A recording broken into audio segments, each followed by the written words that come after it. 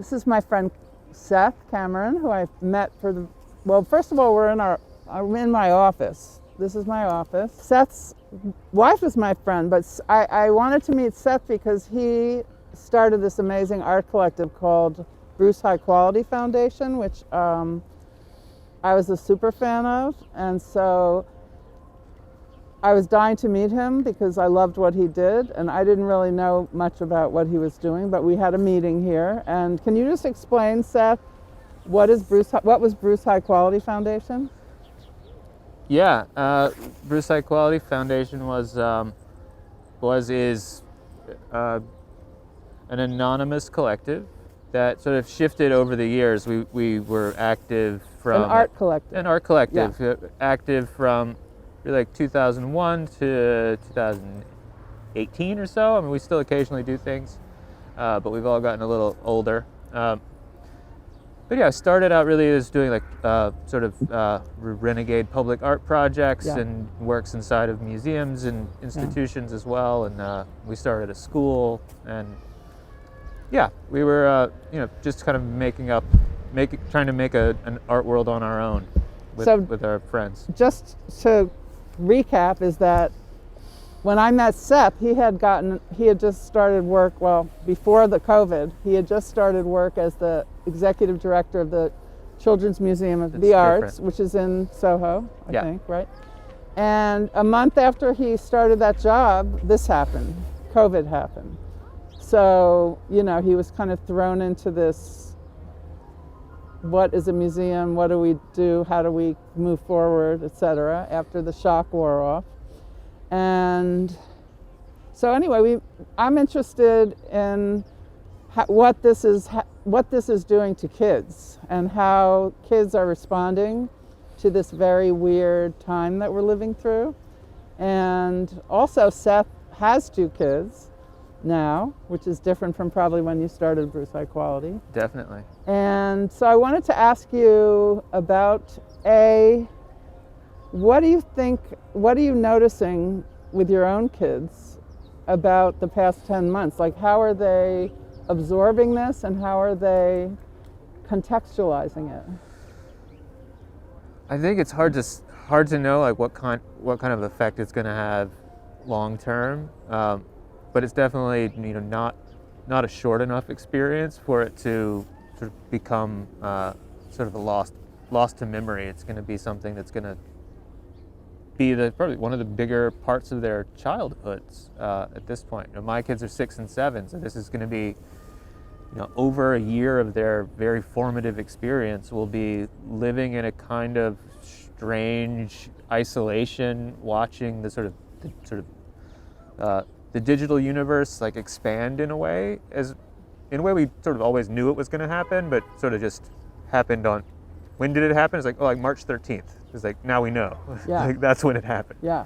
It's like, we were all wondering, like, when is school going to go online? Yeah. And we're like, it'll gradually sort of happen. It's like, no, actually, it was like March 13th or 14th, I think that's when that happened. Yeah. In case anyone's wondering. Yeah. So there's positive things about it. I mean, they know how to use computers better than I do. Yeah. Which doesn't really make sense, but they're, but it's something that we're obviously really fortunate from our experience. Like, we have friends that we can lean on, and they have like some kind of social experience. Their school has been able to adapt pretty well, but across the wider perspective of what's going on in the world with kids, is sort of, we're not going to see that. We're going to see what we always see, is that the people who have access to resources are going to get through this and probably even build some new skills and abilities to be creative through it. And the ones who don't are going to suffer even more. Access to the internet has suddenly gone from something we used to think of as being I certainly remember it was like a thing you got in the mail, and it was this like cool privilege to go online for an hour, which is dating myself, but it's no longer that. It's a necessary resource, and it's something that we're going to see the divide around where those sort of deserts of connection are in a huge way. Yeah, yeah. so you took this job. It's just such a weird job to go from Bruce High Quality Foundation to running a children's art museum. But I know that your philosophy has always been that you think people are born artists, and as they age, that gets taken away from most of them. So can you talk a little bit about that? I know that's one of your philosophies, and that you want to bring to that museum. Well, I think I don't know if if I always knew that. Definitely having kids sort of has helped make it more clear. Like, I had a lot of ideas about arts education, so for the last, I spent about 7 years of the time with Bruce High Quality running a free art school, and in many ways it was a free art school that was it for children or was it for adults? No, it was for adults. It Yeah. was geared towards 18 and up. Okay. And we had a really broad range with it from there. Before I knew you, I always wanted to teach there. It was like one of my Well, we can always dreams. make that opportunity happen. Yeah. It's pretty easy. Yeah. Like, it started it was just some people at someone's apartment, Yeah, and it was basically just that in bigger apartments over the years. yeah, But the idea behind it was that art school needed to rethink its sort of relationship. It needed to separate itself from what was going on with academia in general. That Yeah. like it could not keep sort of leaning into this like high cost institutional thinking, and that's ultimately not what artists need or what they want. right. And so it needed to be something that artists could make on their own. Yep. And that was sort of the guiding philosophy, is that, like, how do we make an art school? We get some artists together and ask them how to make an art school. Yeah. And we would just do that every semester, and they would try out different ways to be an art school. Yeah. So as a museum now, you're working in a museum. I know it's probably not a traditional museum because it's kind of an alternative idea to have a children's museum of art, but what do you see, how does this, what happened, affect museum, like your museum, I guess? And what do you see the future of your museum to be? I mean, I think we're... Like, what was Yeah. it before? Sure. Explain quickly, like, what did it used to be, and now what do you see it as? I think Children's Museum of the Arts is about 30 years old. Okay. So it started as, what I think of is like, what do you think of something that's starting in Soho 30 years ago? It's kind of it's an interesting cross-pollination. It's sort of an artist-run space Uh-huh. and something for families. Okay. So like that was kind of what it was. And it was, it was in a... Was it like a community kind of organization? Yeah, it was created by like people who just like, they were looking for something to do with their kids. Okay. They wanted a way to kind of give some like creative access for their kids, and it was really an artist-run sort Okay. of operation. I didn't know that. That was sort of how it began, and then it actually created a collection. Of art? Yeah, so we have a collection of over 2,000 pieces of children's art. So did the from- children grow up, any of them, to be famous artists? Who knows? A lot of them we don't even know their full names. 'Cause Oh my God, that would be so fun to track that. It was work. There was a big open call that happened and received work from over 50 countries. This is when you were there or before you were there? This is 30 years ago. Wow. So at the origins of the museum. And so what was work. the context of the art that you called out for? Was it like, do what?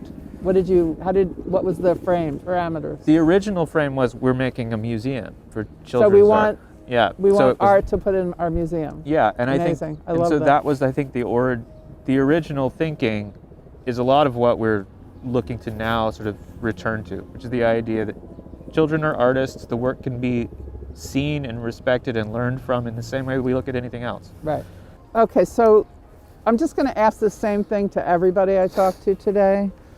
Is like, I want to talk to you first about the voting thing, okay? So Yeah. I have this newspaper I did, and when I met with Seth, we talked about a lot of things because I really wanted to include in my newspaper something about how children are being affected.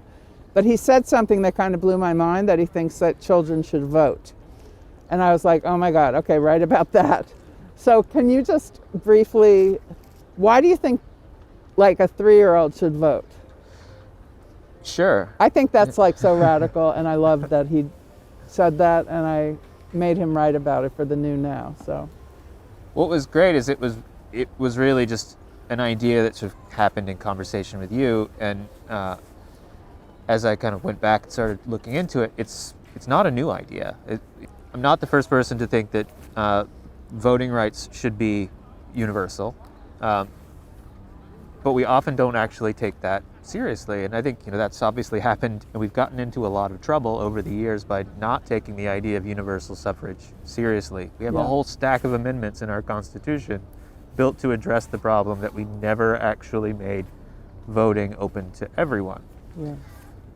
You immediately think of all the reasons why it's hard, and like why it, how it could be prejudicial, or people would be, or kids would be unduly influenced. But then we think about it a little more. It's like that already happens with adults, as we've seen rather obviously play out over and over again. You don't have to be smart to vote. That's never been the rule. We have tried to make that the rule at different moments. It's not a good idea, and it's not what democracy is. And then there are the positive benefits, or all the positive benefits that we think democracy is for, is that if you have representation, then you can actually have your values and your ideas become a part of what this sort of makes up what our country is. What is the most inspiring thing that you've seen during this past year of insanity? Am I allowed to say Milah's magazine? Of course. Oh, good. Milah, who's my friend, so I'll just tell you the context, because I'm going to bring my other friend Milah in here with us, and maybe you can move to there and she can come to here. Why don't you just move to the next, right there. And Milah, like you sit here. It's like the Tonight Show. And just to explain is that Milah makes a magazine called Dizzy, which I love. And we've become really good friends, and she helped me with the New Now, which is my newspaper, the crazy newspaper I did from this office, this bench. And when I met Seth, I said to Milah, you guys gotta meet each other. And so I introduced them, they met, they talked, because Milah now has this magazine Dizzy for 7 years, I guess. Oh, more? A little bit less. Oh, a little less, 6, whatever. Less than 7 years. And she's starting a children's magazine, but it's really like an art and children's magazine. So it's an art magazine and children's, so it's the perfect match. So of course they met, and they were both speaking the same language. Milah just walked here from Union Square. By the way, Seth is a neighbor. These are all neighbors. Well, Milah lives in Brooklyn. But hi, Milah. You want to take her bag somewhere? Okay. You want to put it here? Okay. So Milah Libin. Correct. Through a friend, I met Milah, and she had this magazine Dizzy that I'm a fan of zines. I was on the board of 8 Ball.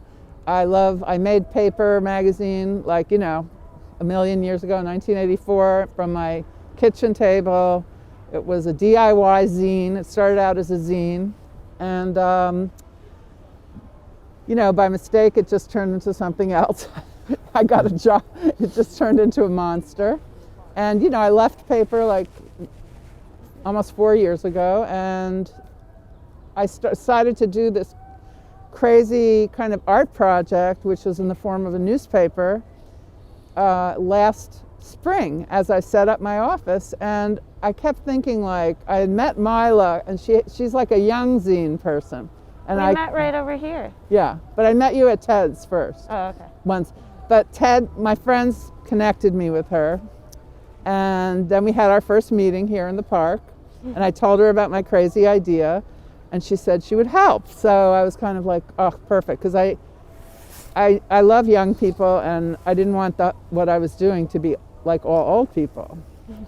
So luckily, young people don't hate old people these days, which makes me really happy, because when I was young, we all hated old people. Okay, so anyway, Milah, these two guys met, and now they're doing the magazine. So I want to ask you, Milah. Yes. Tell me about, what is Dizzy? Quick, not long. Okay, so Dizzy is a printed art magazine that I started about 4 or 5 years ago when I was pretty young. You're still in your 20s, right? Yes. Okay. And it kind of came out of feeling like a frustration with the insular, the art world in New York being very much like a club, and just everybody continuing to feature each other in every show and every publication. So I was like, I want to meet other artists and older artists and younger artists. So I started the magazine, and it's a really wide range of artists, and specifically with age. And I think we'll talk about the kids magazine, that's what led me to it. But you had a page every issue for kids in your magazine. Exactly. Why is like a young person like you so interested in kids? Well, I mean, children. I was very privileged growing up in the fact that my parents really nurtured my creativity, and they're both artists. And so I was actually taken to places like the Children's Museum of the Arts as a kid, because I grew up in New York City. Amazing. And so I just knew how much of an impact that had on me. And I've worked a lot with kids. My mom has been in education my whole life with young children. So early childhood education, specifically in the arts, was something that I found to be very important. And like you mentioned, in the magazine, every issue there's a 12 and under section that features a young artist, and that was always like the most inspiring for me, the most fun to do. I would do studio visits with these kids. Wow. So I would go, and a lot of times we would end up making art together, which was really fun. And their studios were in their homes? Or? Yeah. I love it. Kitchen table studios or their God. bedrooms. And I can't believe you didn't meet. Well, you know, you only started your job a month before March, but Yeah. it's like it makes sense, right? It's like makes perfect sense that these two met each other. It does. You're on the same line. Yeah. And so tell me about Mishu. Mishu is the name of her new magazine that Yes. she's starting. Her new children's magazine called Mishu. And why Mishu? What does Mishu mean? So Dizzy was the name of my cat growing up. My crazy cat. Because I love the name Dizzy for a magazine. Yeah, Dizzy is maybe more So is your cat? accessible. Dizzy was my cat, and then Mishu was my mom's cat. Oh. So we're just sticking with the cat I love theme. it. I've Okay. got some more cats in my life if we Well, you need make to more do magazines. the first issue should be all pictures of cats by children. So Mishu is going to be an art magazine that primarily will feature young artists age 15 and younger. But like how young will you go? I mean, so in the first issue, the youngest artist is 3 years old. I love it. Okay. And Amazing. his name is Nima. Yeah. He's the son of Maya Ruth Lee and Peter Sutherland. They're both awesome artists. Yeah. And his contribution to the magazine is some letters that he wrote to an older artist, my friend Yoma, who's I think 30. And so that's a collaboration between them. Beautiful. So it's going to feature young artists, but also really champion like collaborations between generations. Yeah. And you mentioned before, you're like, oh, my generation hated Yeah. older people. I think like intergenerational connections, Yeah. especially creatively, like Yes. me and Kim, we vibe. You know what I Totally. mean? I know. Like- I vibe with young people. I mean, I love young people so much. So how do you see the magazine connecting with the museum now? I mean, I think that the strongest connection is the way that Seth and I both view children as artists, and kind of our hopes and vision for the future, and how the art world could evolve if we take kids seriously at a really young age. Like we've talked a lot about, you know, you obviously lose something when you get to an age where you're, I think the ego in art that people have as an adult really actually comes from insecurity and feeling like alone. And I think that part of what I want to do with the magazine, and I think what the museum does, is giving confidence to kids at a young age and encouraging collaboration and not competition. If we are able to like really harness that energy for children now, they could bring that with them into adulthood, and like the art world could look completely different in 20 years when these 5-year-olds are 25. Yeah. And that's really exciting, and I feel like we both have that excitement. And also Seth is way more connected. You know, I have an art magazine. I know kids, like my friends' children, but Seth is like really a part of this world and a professional doing all of this. So that's, first of all, I'm I've learning never been a called lot. a professional. Seth at just anything. rolled his eyes, just so you know. He just rolled his eyes. I'm learning a lot. Also, the museum is a nonprofit, which is amazing. Yeah. I've already learned so much just talking Yeah. to Seth and some of the other people. So at the this museum. now is going to come out maybe in the summer, you Yeah, feel like? it'll come out in the summer. Okay. So, Milah, I'm going to ask you something that I asked Seth, also that I'm asking everyone. Okay. Like, just in this time, how are you doing in this crazy time? You know, how old so are you? 20? I'm 28. 28. How's a 28-year-old doing? You fell in love, right? How do you fall in love in this? I mean, I'm just trying to figure it out. It's a very interesting, specific experience that there will definitely be films and books about, like love in the time of COVID. Yeah. It's a bonding experience for sure. You have Yeah. to like learn different kind of boundaries, but I feel really lucky that I have somebody that I feel close with in that way. So, I mean, do you see have there been any, like, what are your coping mechanisms? What are you doing to cope through this? Well, in terms of like my day-to-day life, I was traveling a lot in the last few years. I lived in Japan, I was in Oregon, and for like a lifelong New Yorker, that was a really big change. So this is the first time, and I had to come back to New York because of COVID from Japan.